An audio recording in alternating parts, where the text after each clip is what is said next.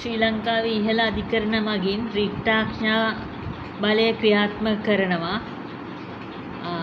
රිට්ටාඥාවකින් පොදු අධිකාරියක් නිවැරදිව කටයුතු කරනවාද කියලා අධීක්ෂණය කිරීම, ඒවට හිමි නීත්‍යානුකූලභාවය සාධාරණව කටයුතු කරනවාද, නීත්‍යානුකූලව ලැබී ඇති බලතල හරියට ක්‍රියාත්මක කරනවාද කියලා සොයලා බලනවා.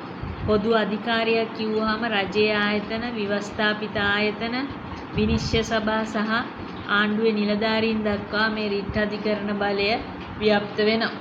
මැන්ඩාමුස් රිට්ටාඥාවක් කියන්නේ පොදු අධිකාරියකට නෛතිකව පැවරිලා තියෙන නීත්‍යානුකූල වගකීමක් හරියට ක්‍රියාත්මක කරන්නයි කරන බල කිරීමක්, ආඥා කිරීමක්.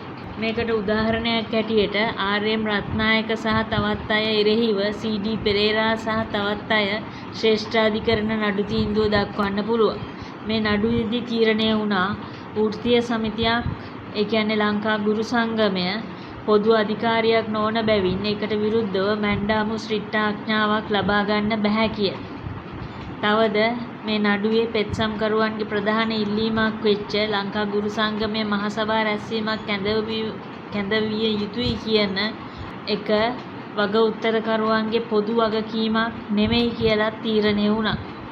මෙහිදී වග උත්තරකරුවන් වෙච්ච සී.ඩී. පෙරේරා කියන්නේ ලංකා ගුරු සංගමයේ එවකට ලේකම් චිත්‍රාල දසරථ පෙරේරා, දෙවන වග උත්තරකරු සභාපති එච්.එන්. ප්‍රනාන්දු, තෙවන වග උත්තරකරු භාණ්ඩාගාරික අමරසේන සිල්වා.